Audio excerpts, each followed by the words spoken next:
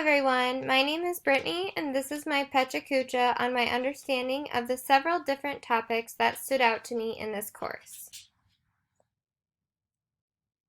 One of the main aspects is courage. I learned that we should not have fear and we should have confidence in ourselves. Instead of saying I can't do it, we should be saying I can do it. Don't let fear control your life.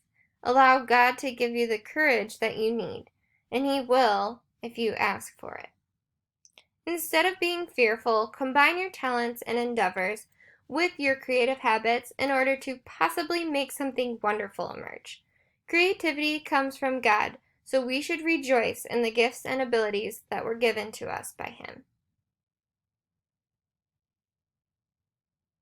I always thought that calling was about something you are passionate about. However, it is much more than that.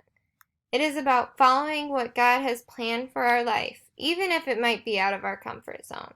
And that's okay that it's out of our comfort zone because God is with us each and every way to get us through that time. Vocation is the same as calling. In Latin, vocare literally means to call. When God speaks to us and we receive the call, we need to allow His words to guide us. Vocation is a continually active process of living faithfully to God. God is the good shepherd that gives us life. He gives us full life through His very nature as you follow Him. He is the divine caller who calls us out of His love for us. Just think about that for a moment.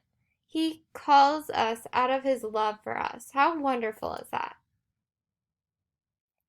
The type of mindset we have is significant.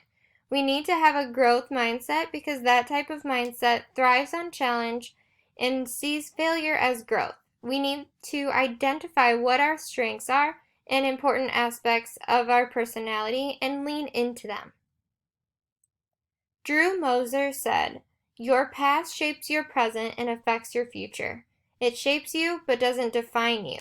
I can relate to this because I made choices in the past that I am not proud of, but I learned from them and it shaped me to be a better person, and those choices I made then do not define who I am now.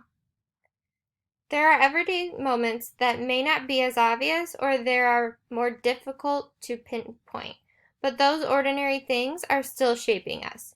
If we look at our general sense of emotions during these everyday moments, then we can gain more insight into how they've shaped us. It is also important to explore the different dimensions of your life.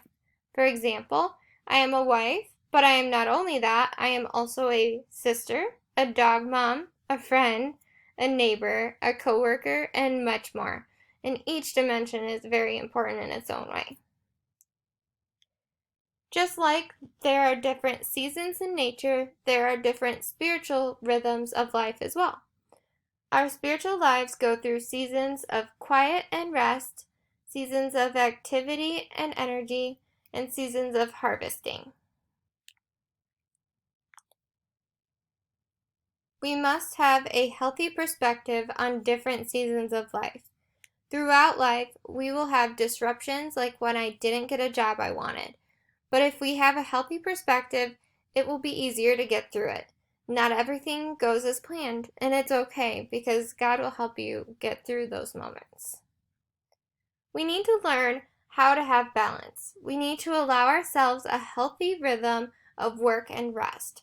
Don't try to do a balancing act that eventually leads to being burnt out, because I know that I've done that plenty of times with working and being in school and trying to balance hanging out with friends, and it's not always easy. St. Augustine stated, "Our heart is restless until it rests in you." To follow Jesus is to be His disciple. Every day, spirituality should be following each footstep of Jesus faithfully. We work for the glory of God. There are 4 powerful steps that were mentioned in the book Ready or Not that really stuck out to me. 1. Go where you're sent. 2. Stay where you're put. 3. Give what you've got. And 4.